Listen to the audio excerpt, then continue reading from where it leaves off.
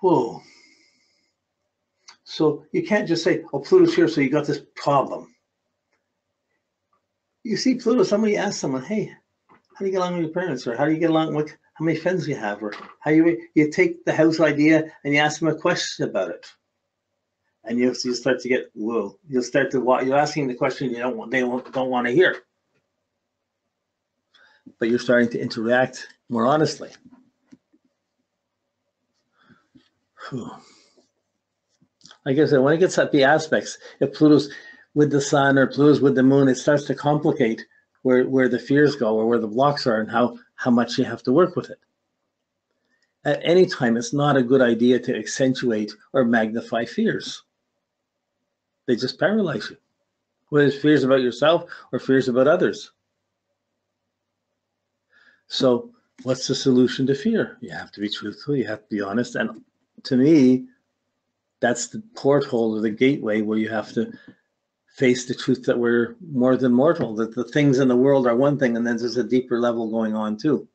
And sometimes these fears come up, and they're exactly the intensity we need to get initiated to wake up to inner things.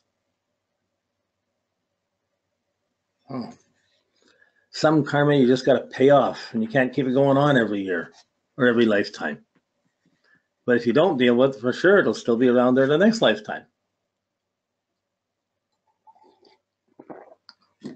So to me, believing in lifetime starts to put Pluto in perspective and the outer planets in perspective. You can see these here. If you don't believe in other lifetimes, it's still there and valid in these houses and these things in this lifetime. Okay, so you could call it a psychological complex or something. So this taking in and being irrational, having personal health problems or things, or phobias or blocks because these things have happened. That's a setting, reacting feeling, and feeling afraid because of that. Well, the feeling afraid, it's hard to sing when you're feeling afraid, hard to perform. You're just trying to get away. And when it's rising, you're having to put it out, but you're running into blocks, you're running into obstacles. I think when I was 12, I asked my dad if I could have a bike. He says, no, you can't have a bike till you're 16. I said, what if I buy it myself? And he thought for me, he said, well, if you buy it yourself, that's up to you. It's kind of, you can have a bike then. I had a bike in a couple of months because I went and got a job, and I got it when I got it. I determined to have to get it. But my father wouldn't give it to me. You know, so it's, I had to face the fear. He said, no, I could have been hung up on that for a long time. I said, well, what if I found something to ask and I brought the issue up and it unfolded from that confrontation. I still had a father who would knock me around all the time. It's hard to talk up to him. Well, it was one time where it was smart enough that I won. You know, or yeah, so I don't know. So I learned to do things myself. Anyway, the thinking is when you're putting stuff out, hey, Dad, can I have a bike? No. Hey, can I do this? No.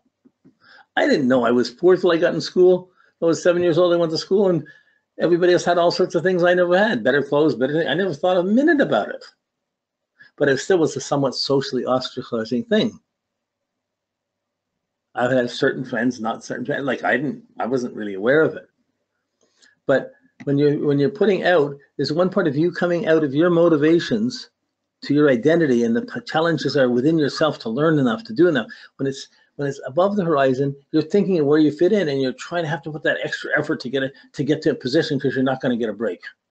You're having to push to make it, and you have to compete with other people and prove you're strong enough, good enough to get there. And you're thinking about that status or that accomplishment or the blocks to it. And usually, for me, a good enemy, I hate them, but when they come up, I learn more and I benefited more from my enemies and my friends because I wouldn't surrender. And they're fighting me. How dare they do that? I got to do, and it forced me to have to hold it together and not quit and still keep going in spite of the enemies. So it built up. I built my accomplishments up swimming upstream rather than going with the current. But this Pluto brings these blocks of fears there. I mean, I have great phobias about trying to sing in a group and other people thinking if you're singing in tune or not, and I'm thinking about it. And I have no trouble singing, but I have trouble thinking about how other people are judging how I'm thinking. Whew. If you have a problem with me and you got to talk to me, take me alone, talk to me about it. Don't talk to me in front of a bunch of people. That's too threatening. It affects the whole social life. It affects how I'm projecting out into the world to go from my ascendant up to the midheaven to accomplish things. And you're challenging me, and you're making that statement that's affecting everyone else that knows me. So when I was in grade 8, I think it was mixed. It was separate. The schools were separate, boys half and the girls half. But in grade 8, it was in the 60s. It was the first class in the province of Quebec that allowed girls and boys to be in the same class. So it was the trial run. I happened to be in that class, but then there's an argument in the class, and there's a couple of things where I swore. The teacher swore at me. I swore back at him. We apologized. That was it. But one of the kids went to the principal. Told the principal. The principal came into the class, grabbed me. I'm about 4'5". I'm the smallest kid. He grabs me in front of the class, in front of the girls and everything, and straps me 17 times on each hand, viciously in front of everybody. After that, I was at Pry, and people were sorry, but everyone was afraid to talk to me, and I was really alone for the next year. So I'm being arrested for that today, hopefully. In the end, a number of years later, he did get arrested for that. And that was the end of his career. But nonetheless, I was one of the victims. And there was tremendous social implications to not fitting in. So in my life, I've never worked for other people for more than the first paycheck. Once I had a job for 6 months. But I mean, as an astrologer, I'm working for other people. It's one-on-one. I never had the salary of this. I never fit into the system. I had fears about it. Wow, thank heaven I grew up through the 60s. When it was the hippie time and you take off and drop out, it was perfect fit for me. But then you had to grow out of it. So anyway, I'm just rambling. You can't just say just a fear and just drop the word there. There's stories you run into these. They have big implications. And it begins to say, oh, I have that extra intensity or that block there. Oh, then you start saying, I came up here, or I dealt with it. Hey, you come to see these things that you survived. And because you survived, you have more truth and more strength about it. I know when someone's being bullied. When my grandson was going to school, he was staying with me, he went to school, and the teachers were bullying him. I went and confronted the teacher because he came in, he was a new kid in school, but he had attitude for being in the city. But the other boys in the school picked on him. The kids 2 or 3 years older than him were bullying him and hitting him, and he struck back to try and fight them back, and he got punished, and he got thrown out, he got separated, he got sent home for there was zero tolerance for violence in the school. I went down, talked to him, and said, zero tolerance. What happened to this kid 2 years older that hit my grandson and knocked out 3 teeth? So he's a good kid. He would never have done anything wrong like that. I said, I beg your pardon. I wasn't the father. I was ready to call the cops or call the courts or something. In the end, they took the guy out of school. The guy had a day out. He had a day or two that he had to leave school. But my grandson, he already had the disassociative thing with schooling. So Pluto has these deep roots, and it affects how you feel you're fitting in. So there's the Pluto in the thing. You're thinking about it, how you fit in, how you can't do it. You can't just do that. I got to do this. I can't fit in there. So the Pluto has a thing, and you have to learn to overcome that fear in your life.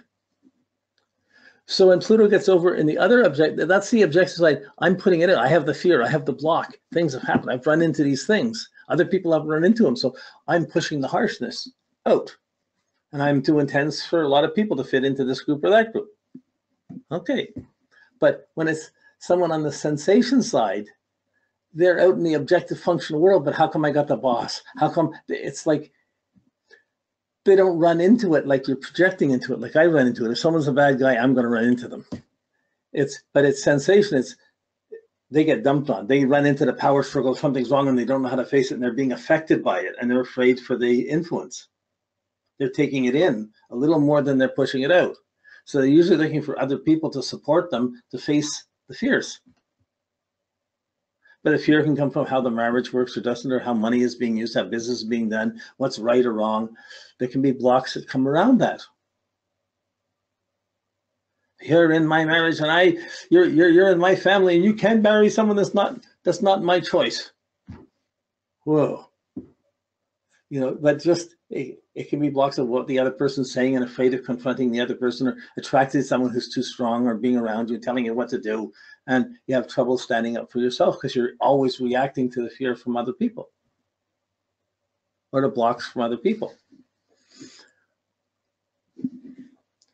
This is Pluto. It's not, you talk around it, you sense it, you kind of see it there. And just as soon as I described it, in some places that I didn't want to describe it so strong that you got to be afraid because it's there. That's not what I'm saying. You look and see where the block came from. You ask questions about it. You run into it. You don't see it directly, but you begin to see how it influences other decisions in your life by what's not there. You didn't have innocence there. You didn't have simple things where Pluto was. And therefore, that area is a disadvantaged area in your chart.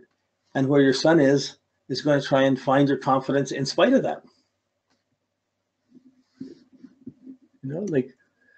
Life's full of miracles. It's a miracle we live 24 hours just basically on germs alone.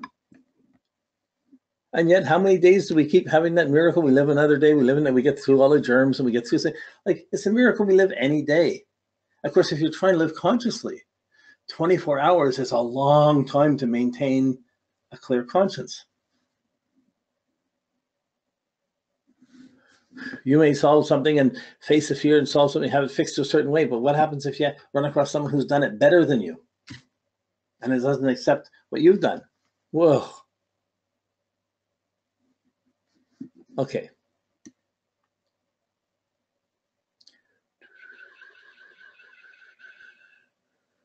Here we go. One more. Okay, so now we're going to go into the modes. And so remember, you have the houses, they're functioning. It's just that if Pluto's in one of these houses, it's adding this complex or this fear, this block, or this intensity into whatever house it's in. It's just adding another. You can have other planets there and that, but when confronted or when challenged, Pluto will be where it is.